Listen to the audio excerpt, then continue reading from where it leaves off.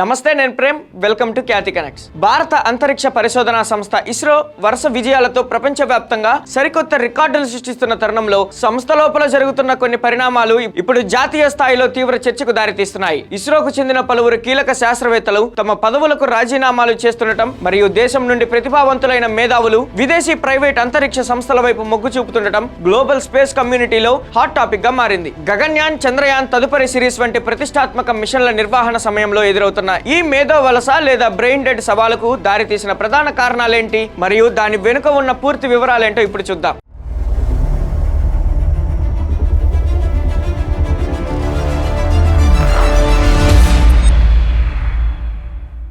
ప్రపంచ అంతరిక్ష రంగంలో అత్యంత తక్కువ బడ్జెట్తో అసాధారణ విజయాలు సాధించే సంస్థగా ఇస్రోకు ఒక ప్రత్యేకమైన గుర్తింపు ఉంది. చంద్రుడి దక్షిణ ధ్రువంపై అడుగు పెట్టడం నుండి సూర్యుడిపై పరిశోధనల వరకు ఇస్రో శాస్త్రవేత్తలు తమ అద్భుత ప్రతిభను నిరూపించుకున్నారు. అయితే ప్రస్తుతం సంస్థలో శాస్త్రవేత్తల రాజీనామాలు మరియు మేధో వలస అంశం పెద్ద ఎత్తున వెలుగులోకి వచ్చింది. అనుభవజ్ఞులైన కొందరు శాస్త్రవేత్తలు మరియు యువ ఇంజనీర్లు ఇస్రోను వీడి ప్రైవేట్ అంతరిక్ష సంస్థల వైపు లేదా విదేశీ అవకాశాల వైపు అడుగులు వేస్తుండటం రక్షణ మరియు అంతరిక్ష వర్గాల్లో ఆందోళన కలిగిస్తుంది. ఈ రాజీనామాల వెనుక ఉన్న ప్రధాన కారణాలను పరిశీలిస్తే వేతనాల వ్యత్యాసాలు మరియు పని ఒత్తిడి ప్రధాన పాత్ర పోషిస్తున్నట్లు తెలుస్తోంది. అంతర్జాతీయ సంస్థలైన నాసా లేదా గ్లోబల్ ప్రైవేట్ స్పేస్ దిగ్గజాలు ఆఫర్ చేసే ప్యాకేజీలతో పోలిస్తే ప్రభుత్వ నిబంధనల ప్రకారం ఇస్రోలో లభించే ఆర్థిక ప్రోత్సాహకాలు తక్కువగా ఉండటం ఒక కారణంగా మారుతుంది. దీనికి తోడు ప్రతిష్టాత్మక ప్రాజెక్టుల గడువులు దగ్గర పడుతుండటంతో శాస్త్రవేత్తలపై పని ఒత్తిడి విపరీతంగా పెరుగుతుందనే ఆరోపణలు కూడా వినిపిస్తున్నాయి. భారతదేశంలో కూడా ఇటీవల అంతరిక్ష రంగాన్ని ప్రైవేటీకరించడం,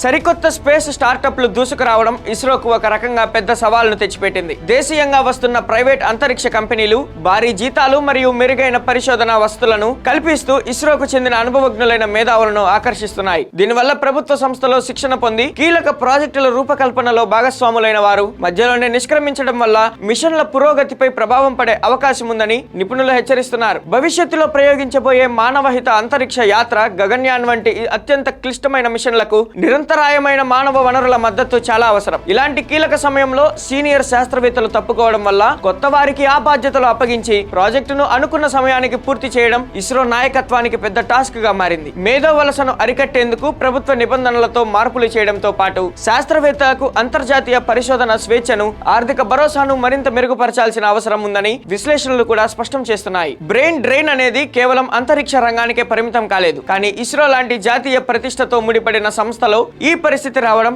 గమనార్హం. శాస్త్రవేత్తలు కేవలం దేశభక్తితోనే కాకుండా తమ వ్యక్తిగత వృత్తిపరమైన ఎదుగుదలను కూడా ఆశిస్తారు. ప్రభుత్వ రంగంలో ఉండే బ్యూరోక్రసీ మరియు ప్రమోషన్ల ఆలస్యం కూడా యువ ప్రతిభావంతులను ప్రైవేట్ వైపు నడిపిస్తుందనే వాస్తవాన్ని తోసిపుచ్చలేము. ఇస్రో తన అంతర్గత పాలసీలను పునఃసమీక్షించుకోవాల్సిన సమయం ఆసన్నమైనదనేది ఈ రాజీనామాల ద్వారా అర్థమవుతుంది. అయితే మరోవైపు ఇస్రో యాజమాన్యం మరియు కేంద్ర ప్రభుత్వం ఈ సవాళ్లను అధిగమించడానికి ఇప్పటికే చర్యలు ప్రారంభించాయి. స్పేస్ సెక్టార్ లో ప్రైవేట్ భాగస్వామ్యాన్ని ప్రోత్సహిస్తూనే ఇస్రో శాస్త్రవేత్తలకు ప్రత్యేక అలవెన్సులు మరియు ఇంటెన్సివ్లు అందించే అంశంపై చర్చలు జరుగుతున్నాయి. కొత్త ఐఐటీలు మరియు స్పేస్ ఇన్స్టిట్యూట్ల నుండి ప్రతిభావంతులైన యువతను నేరుగా రిక్రూట్ చేసుకునే ప్రక్రియను మరింత వేగవంతం చేశారు. ప్రభుత్వ మరియు ప్రైవేట్ రంగాల మధ్య సమతుల్యతను సాధించడం ద్వారానే దేశీయంగా ప్రతిభను నిలుపుకోవచ్చని, రాబోయే రోజుల్లో ఇస్రో తన మిషన్లను విజయవంతంగా ముందుకు తీసుకెళ్లడానికి ఈ వ్యూహాత్మక మార్పులు ఎంతగానో దోహదపడతాయని స్పష్టం చేస్తున్నాయి. ఇస్రో శాస్త్రవేత్తల రాజీనామాలు మరియు మేధో వలస సవాళ్లు భారత అంతరిక్ష రంగం ఎదుర్కొంటున్న ఒక కీలకమైన పరిపాలనా సంక్షోభాన్ని సూచిస్తున్నాయి.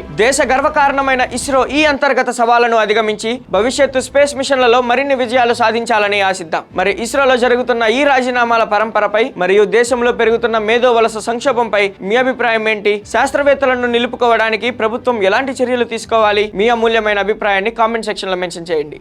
Thank you for watching Khyati connects.